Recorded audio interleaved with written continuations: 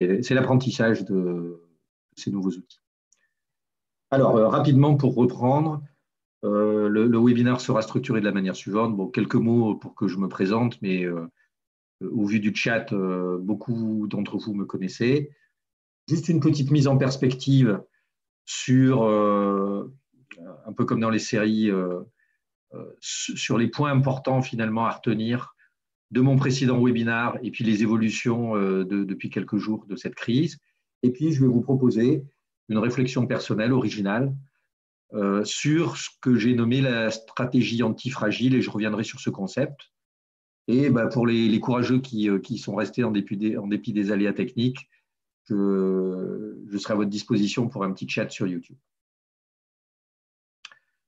Donc, en quelques secondes, mon profil, conseil en stratégie en transformation des organisations, à la tête de mon propre cabinet depuis 22 ans, enseignant à HEC Paris, auteur sur les sujets de la stratégie, du numérique et des nouvelles technologies, et de l'intelligence artificielle, et engagé auprès de la gendarmerie nationale en qualité d'officier de réserve. Voilà pour les présentations.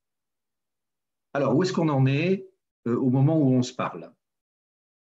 Quelques données d'abord économiques. Donc, la crise du Covid-19 commence à être documentée au niveau des prévisions, alors non plus de croissance économique, mais de contraction économique.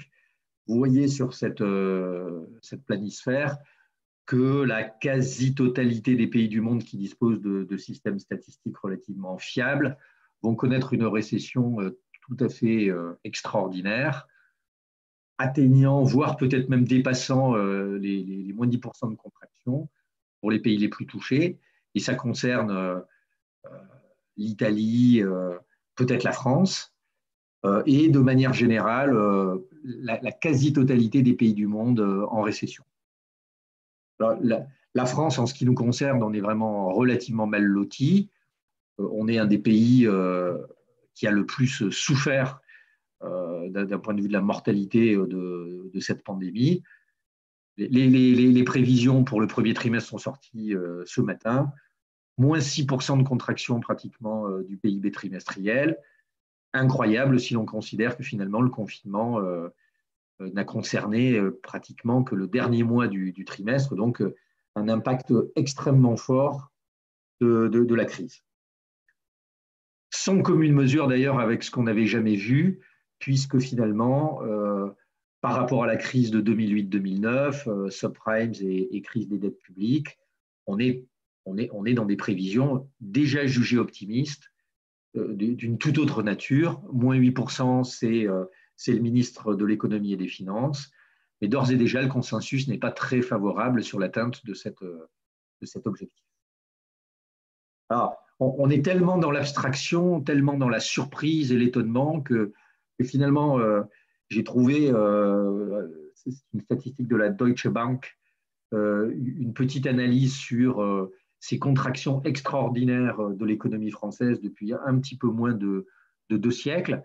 Alors, au moment où le schéma est sorti, la contraction prévue par la Deutsche Bank était plus favorable que les moins 8 ou moins 10% probables. Et vous voyez que si on se met sur une prévision à moins 8, à moins 10, nous entrons dans une économie de guerre.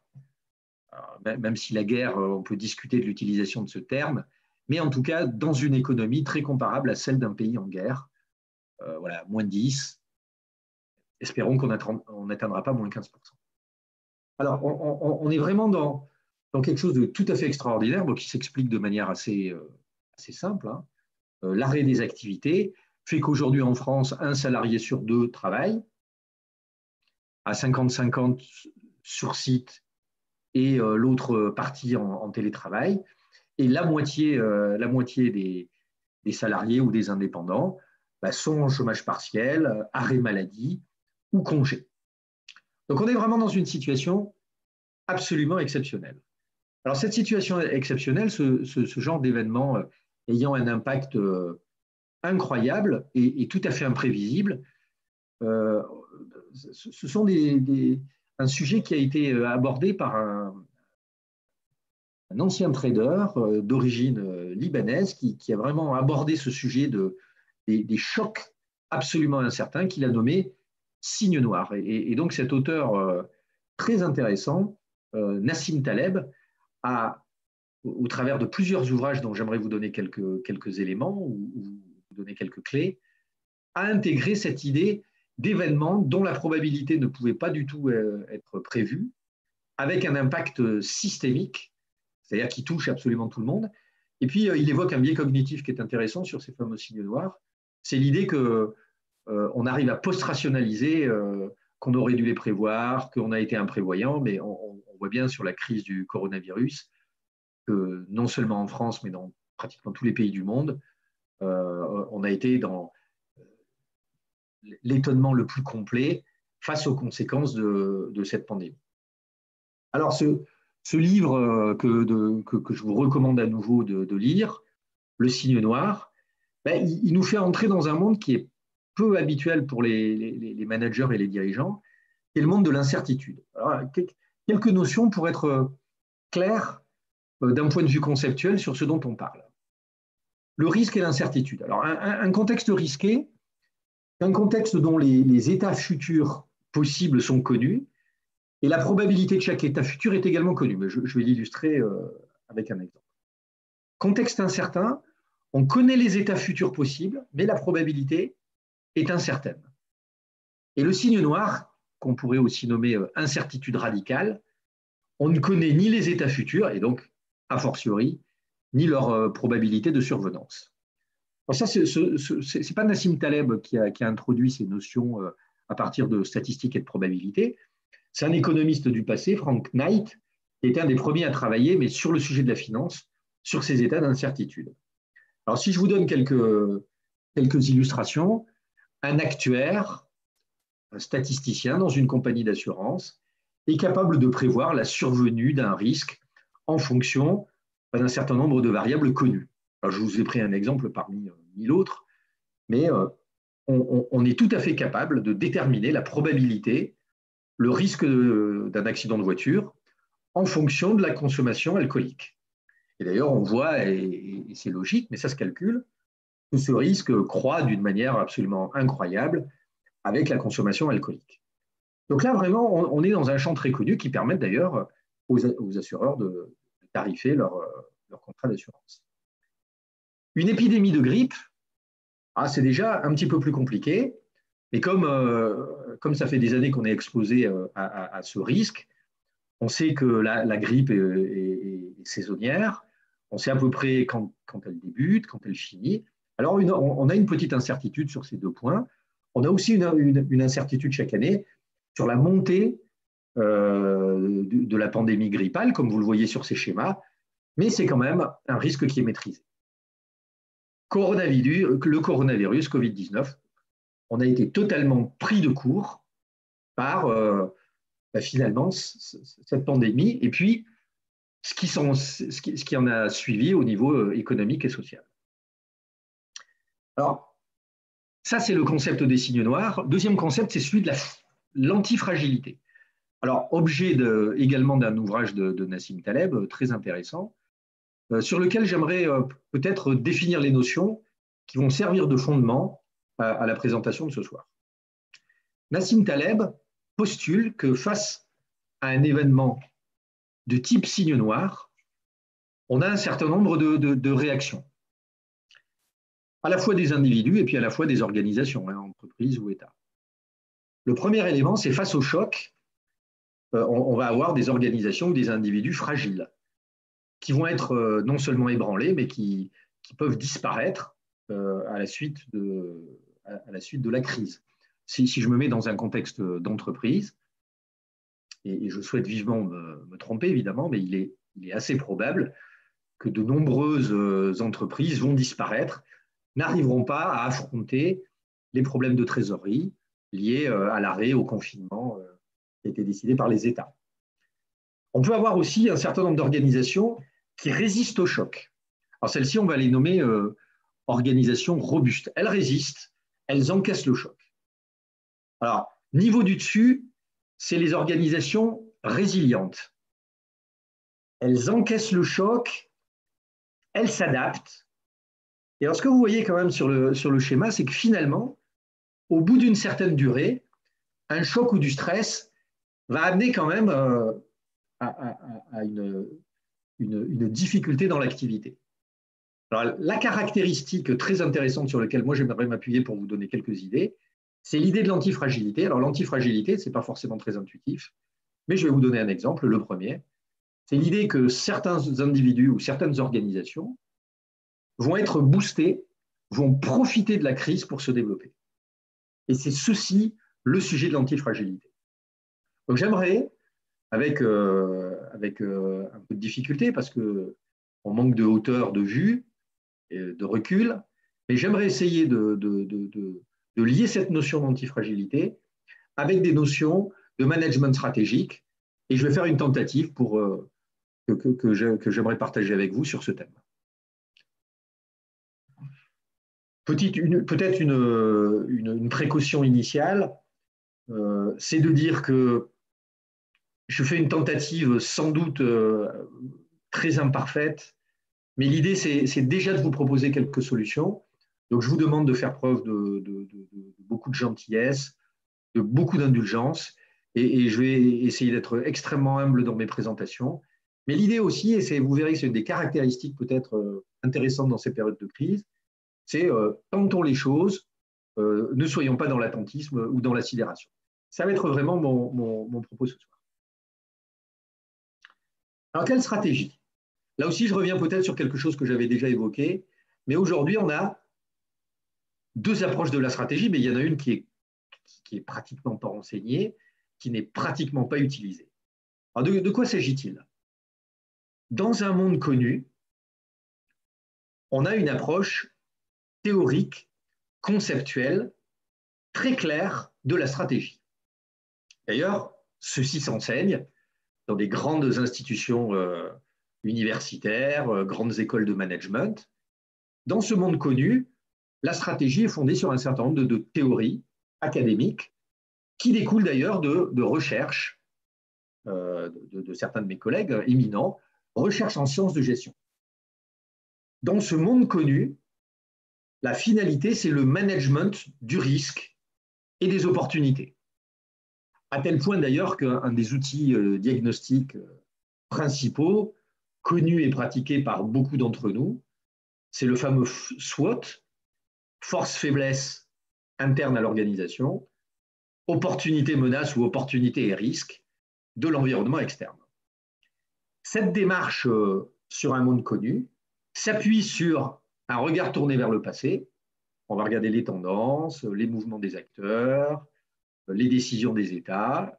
Et donc là, on a tout un foisonnement de modèles théoriques. Et à partir de cette analyse du passé, on va essayer de déduire une projection probable d'un futur très prévisible. Cette démarche-là que je viens de vous exprimer, de vous rappeler en quelques mots, est dite démarche causale. Et elle fonctionne dans une logique systémique, c'est-à-dire que tout s'articule d'une manière assez coordonnée dans un système. Alors ça fonctionne bien, hein, c'est enseigné depuis des décennies, avec une école principale, ou en tout cas un lieu principal de production intellectuelle sur le management, qui sont les grandes universités américaines, depuis grosso modo une cinquantaine, soixantaine d'années, et plus spécifiquement l'une d'entre elles, qui est la Harvard Business School. Alors, dans un monde frappé par un signe noir, l'inconnu est complètement impossible à analyser avec ce type de méthode. Et donc, l'approche que je vais vous poser est une approche plutôt empirique, fondée sur l'expérience et fondée sur la pratique, avec une idée qui n'est pas le management du risque, qui est le management de l'incertitude. On ne sait pas. Et l'idée, ce n'est pas de s'appuyer sur le passé, mais de se projeter dans le futur. Et je vous donnerai quelques clés pour le faire. La démarche qui permet d'approcher ce monde inconnu, ce changement de retournement intellectuel, c'est une démarche qu'on appelle effectuelle. Je reviendrai sur cette définition, parce que c'est une démarche théorique qui existe déjà. Et la logique, c'est une logique phénoménologique qui va vraiment se fonder sur l'analyse de ce qu'on fait et non pas une analyse rétrospective du passé. Alors, la stratégie antifragile, je reviens en une seconde par ce schéma sur la définition de l'antifragilité. C'est d'ailleurs une image qui est utilisée par Nassim Taleb lui-même. Il dit, si j'envoie un colis avec des verres en cristal, je vais apposer une étiquette à manier avec précaution, parce qu'effectivement, si le colis est secoué, on risque de casser la totalité du contenu. Là, c'est parce que le contenu est fragile. Si le contenu est robuste, aucune précaution particulière, même si on secoue ou on donne un coup sur le carton, il n'y aura pas de problème particulier. Et alors, le carton antifragile, mais il n'existe évidemment pas, ce serait un carton dans lequel on poserait une étiquette qui est « secouez-moi, donnez-moi des coups », et finalement, ce qu'on va recevoir à l'arrivée va être mieux que ce qu'on avait mis initialement. Donc voilà un peu l'idée, comment devenir antifragile et comment tirer parti d'un signe noir type la crise que nous vivons. Alors, difficile à ce stade, je reviens vraiment sur la nécessaire humilité d'un tel exercice, mais à mon sens, pour réaliser conceptuellement, avoir quelques clés conceptuelles sur cette stratégie antifragile, je pense qu'il faut une stratégie composite qui va mélanger un certain nombre d'approches théoriques.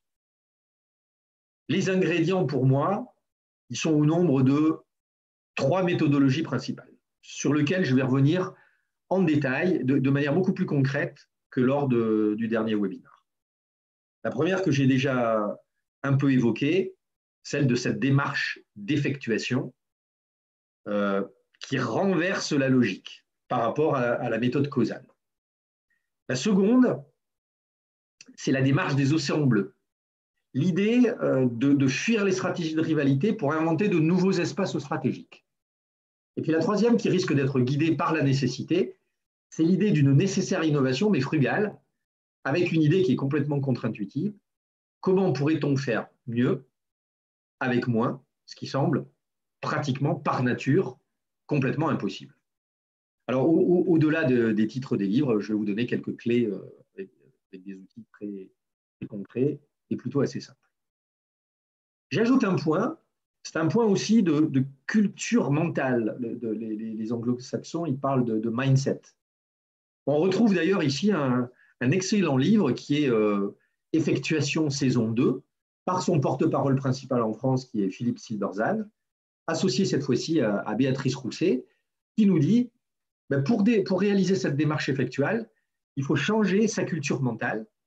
Et donc, on revient là aussi sur un tableau qui est issu de ce livre, dont je vous recommande la lecture, qui est très proche du précédent que je vous avais indiqué sur le monde connu et le monde inconnu. Mais si on l'aborde d'un point de vue mental, d'un point de vue de l'approche intellectuelle, eh bien, ce qu'on voit, c'est que finalement, dans l'approche causale, on va démarrer avec un objectif. Finalement, cet objectif, il n'est pas lié à la réalité. Dans le monde des signes noirs, on démarre avec ce qu'on a. On fait avec ce qu'on a, on fait avec la réalité. Dans un monde idéal, on agit en gain attendu, on essaie de prévoir. Ici, signe noir, on n'a aucune capacité de prévoir. Donc, on agit plutôt en perte acceptable, en fonction des moyens dont on dispose. Dans le modèle mental du monde connu, on va essayer de définir des rôles et on essaie de cadrer la réalité dans ces rôles. Dans un monde effectuel inconnu, on va essayer d'obtenir des engagements et de partager une réalité commune. Monde idéal certain, on essaie d'éviter les surprises, on essaie de se protéger contre la réalité. Là c'est là qu'est la clé vraiment importante. On va essayer de tirer parti des surprises, ça paraît difficile dans la difficulté, et donc on est complètement ancré dans la réalité. Et dans un point, on est sur la résolution de problèmes, dans l'autre point, on va être dans la création d'un contexte favorable. Alors on reste un petit peu dans la théorie, mais on va entrer dans la pratique. À ceci s'ajoutent 2 catalyseurs, qui ne sont pas des catalyseurs de méthode ou de concept, qui vont être des catalyseurs technologiques et issus des technologies, une nouvelle matière première, qui sont les données, qui vont être des clés importantes, et je vais essayer de l'illustrer au niveau méthode. Alors, la méthode que je vous propose, elle est assez classique, hein. Ça va être une méthode en 3 étapes qui pourraient être les suivantes. La première, quelle est ma situation de fragilité ou d'antifragilité? Je vais vous proposer un ou deux outils qui sont un peu des outils bricolés, hein, des outils de réflexion qui sont évidemment pas aboutis. Et moi, je suis tout à fait prêt d'ailleurs à les faire vivre et à échanger avec vous sur leur pertinence ou les améliorer. Mais deux outils qui me semblent appropriés pour essayer de saisir la capacité d'antifragilité d'une organisation. Une fois qu'on a compris un petit peu sa situation, quelques clés pour définir une stratégie antifragile et ensuite, comment l'exécuter au sens concret. Alors, diagnostic antifragile, et en fait, l'idée, ça va être d'évaluer à la fois d'un point de vue interne sa propre capacité et puis aussi d'un point de vue externe les acteurs de son écosystème sous cet angle de sont-ils fragiles, vont-ils tomber, sont-ils robustes, tiennent-ils le choc, vont-ils résister, et y en a-t-il certains qui seraient antifragiles, c'est-à-dire qui ont une capacité à se développer, à tirer parti de la crise. Alors on a un premier exemple à mon sens qui est tout à fait édifiant, c'est l'exemple de la plateforme Zoom. Alors intéressant, c'est celle que j'utilise aujourd'hui en lien avec YouTube. La plateforme Zoom, intéressant de regarder, ce sont des statistiques quasiment du jour, comment cette entreprise a tiré parti de la crise. Donc vous voyez qu'on est au début du mois de mars, et là on a tout un marché très, très compétitif, avec beaucoup de rivalité. Zoom est un acteur qui est un acteur important sur ce marché, hein. Mais ce marché, il est dominé par des grandes marques très connues, Microsoft Teams, Skype, également Microsoft, et puis des acteurs comme Google Meet, Google Duo, Google Hangouts. Et ce qu'on voit, c'est qu'à partir du moment où la pandémie est déclarée, le confinement est déclaré, une envolée exponentielle de Zoom et un développement nettement moins spectaculaire des leaders du marché. Alors, si on fait une première matrice, et ceux qui me connaissent savent que j'aime bien ce genre d'outils, ce qu'on peut voir, c'est que finalement, par rapport à l'évolution, le schéma précédent, on peut classer, je n'ai pris que 3 acteurs principaux, les 2 leaders du marché, Microsoft et Google, sont robustes, et Zoom est le seul antifragile. Alors, sur les outils de visioconférence, on n'a pas vraiment trouvé d'écroulement ou d'entreprises de visioconférence qui n'ont pas tiré parti de cette opportunité qui était évidente. Et même certaines applications de nature non professionnelle ont tiré leur épingle du jeu du confinement de pratiquement la moitié de l'humanité qui ont utilisé les technologies. Si on essaie un peu d'approfondir ce genre de matrice, là aussi, je vais vous proposer un mash-up, une application composite de l'utilisation de cette ébauche de matrice antifragile avec un autre outil, qui est un outil qui est utilisé en stratégie au sang bleu, dont j'ai parlé, qui est le canevas stratégique. Alors, comment on pourrait utiliser le canevas stratégique en le croisant avec ces notions de fragilité, de robustesse et d'antifragilité? De manière relativement simple, et je vais l'exposer de manière synthétique, d'abord en faisant une analyse des variables stratégiques aujourd'hui des acteurs. Alors sur Zoom, je n'ai pas réalisé la totalité du travail, mais finalement, on voit que Zoom a un profil antifragile. Alors, cette espèce de courbe qui représente la position d'antifragilité, c'est la courbe de valeur d'antifragilité de Zoom. On voit finalement que Zoom a immédiatement développé ce succès incroyable, mais a très vite été mis en cause par des problèmes de sécurité qui étaient un facteur de fragilité qui aurait pu d'ailleurs mettre un terme très rapidement à l'aventure. Ils ont fait preuve de beaucoup de résistance puisque finalement, en un temps très spectaculaire, ils sont passés d'une zone extrêmement fragile où ils étaient mis en cause à une zone où ils ont réussi à trouver une robustesse à peu près équivalente aux leaders du marché. Et donc, vous voyez que ces fameuses variables stratégiques vont permettre d'avoir une représentation relativement simple de la position stratégique antifragile. Quel est le facteur clé de succès de Zoom? Ben finalement, ce confinement a fait en sorte que les particuliers ont dû, du fait du confinement et des obligations légales dans tous les pays, à la fois télétravailler pour ceux qui le pouvaient, mais aussi rester en contact avec leurs proches. Et la seule solution pour faire ça, c'était des solutions de visioconférence.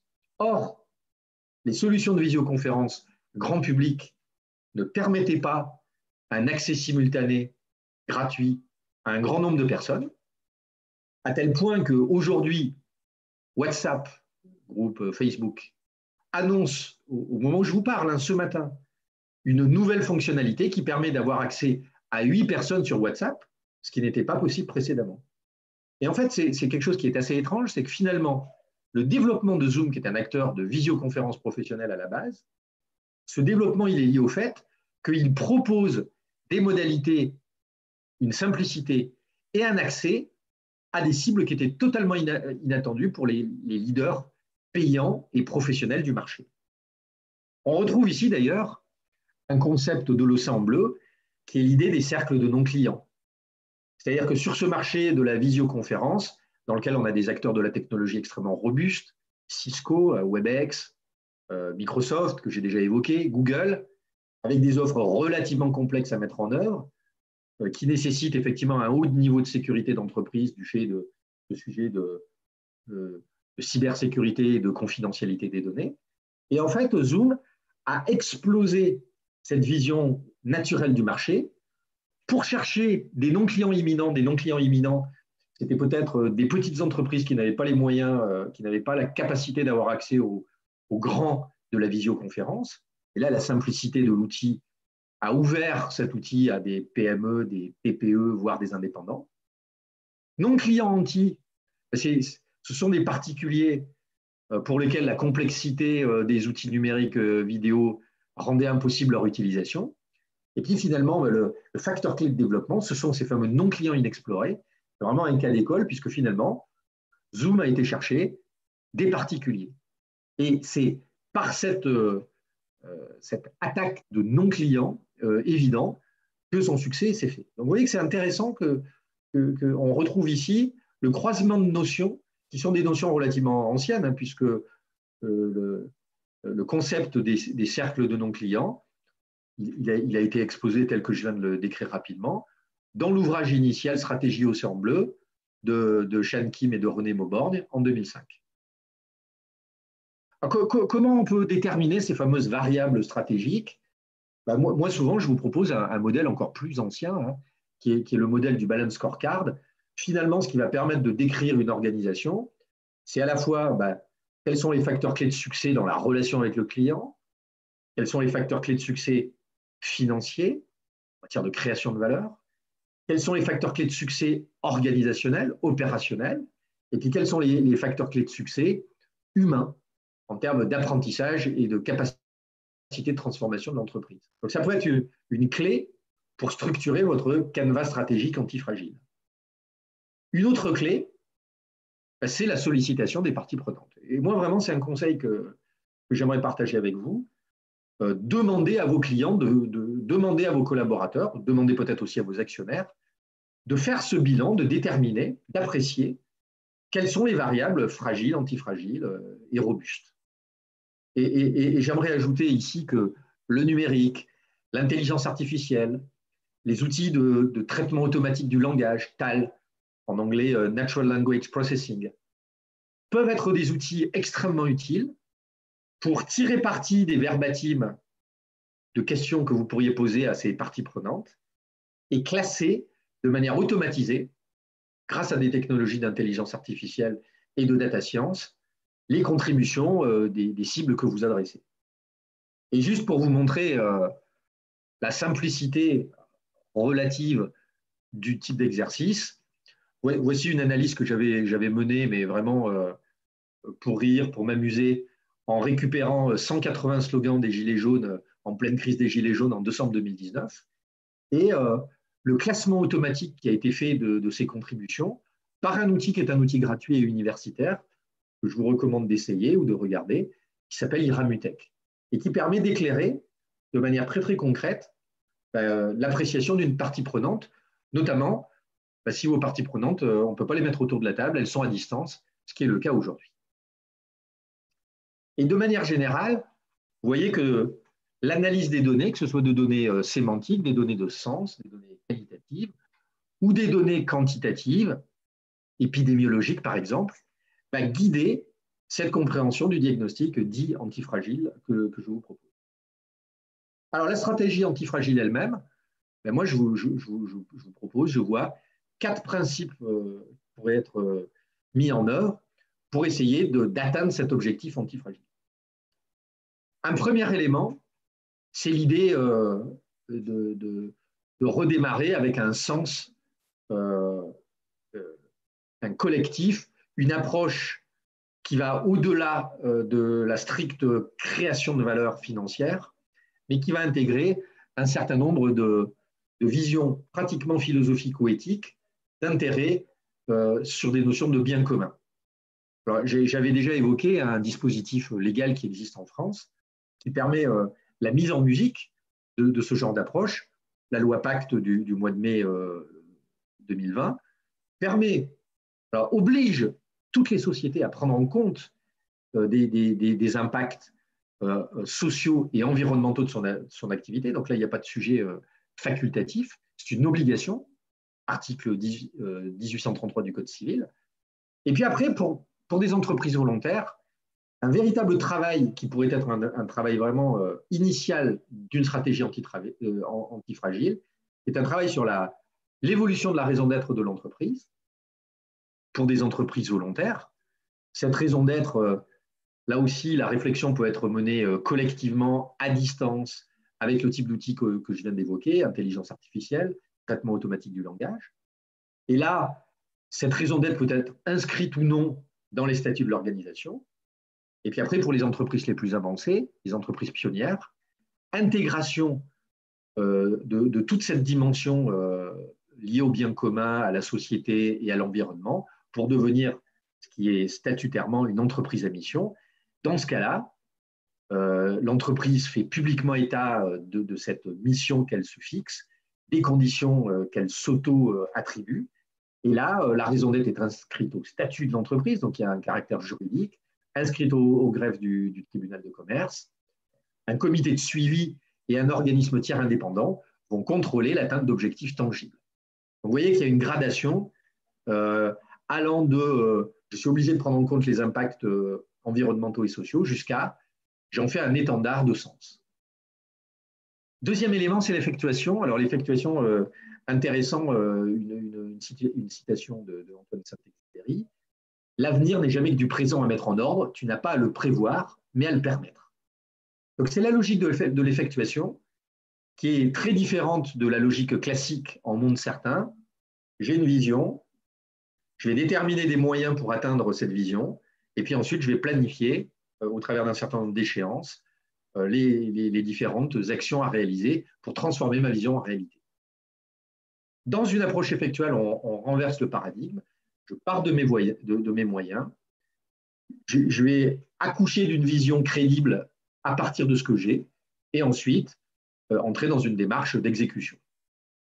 Et si on est dans une démarche d'effectuation antifragile, en fait, je vais tenter plein d'options avec probablement beaucoup d'échecs, mais avec l'idée que ces petites tentatives vont permettre de déterminer l'option idoine et ensuite de mettre en œuvre et d'exécuter celle-ci. D'un point de vue financier, là aussi, c'est un renversement complet de logique intellectuelle. Dans l'approche causale traditionnelle, on gagne plein de petits profits au fil du temps, et s'il y a un choc, on se retrouve avec une perte considérable.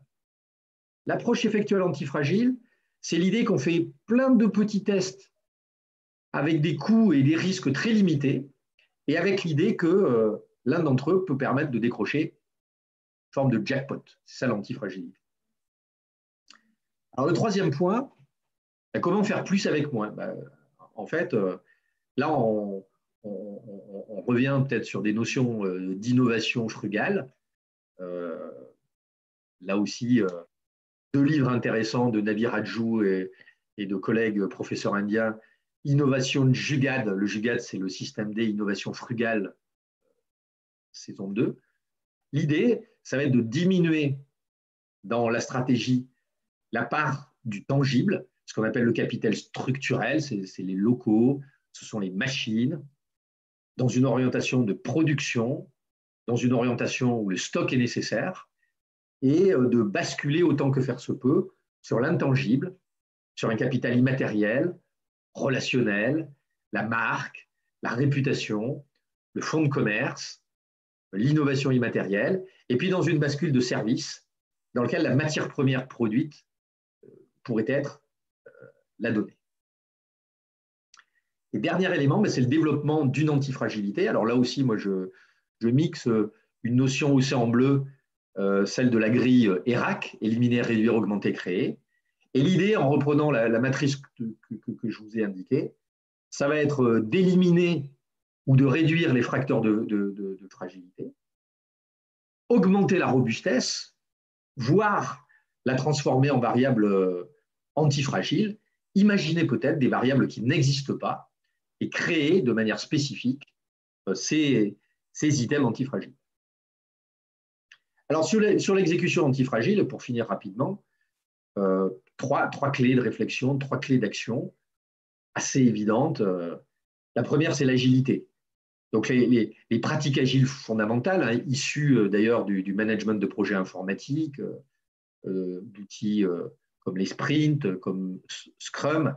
Bon, d'abord, une importance absolue de la collaboration entre individus, une importance très grande d'une démarche empirique, une construction du produit par version successive, une livraison très rapide et très fréquente, et puis un pilotage de la performance à chaque étape des transformations. Ça, c'est une première idée, d'utiliser les pratiques agiles. Idée aussi de mixer à ces pratiques des pratiques d'innovation frugale. Procéder avec des solutions juste suffisantes. Essayer de diminuer la complexité et le coût et se focaliser sur la qualité et l'image. Et ceci permettant de tenter de faire mieux avec moins.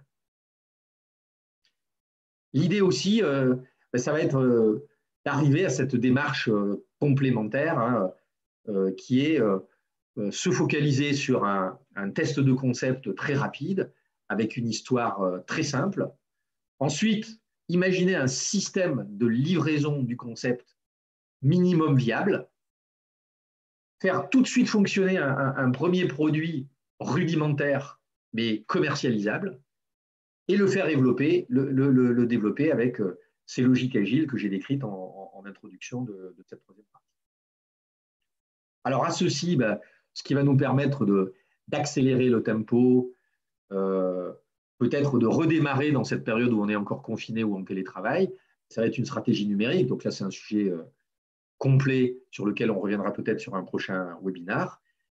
Idem, comme carburant de l'action, cette utilisation de la donnée, à la fois de données chiffrées, ça c'est plus classique, statistiques, mais aussi peut-être à partir de modèles prédictifs, travailler sur effectivement l'intelligence artificielle, l'apprentissage automatique, le machine learning, dans des usages plus sophistiqués. Alors pour finir ce webinaire en conclusion, hein, et encore désolé pour les petits aléas techniques, quelques clés issues du travail vraiment remarquable de Nassim Taleb.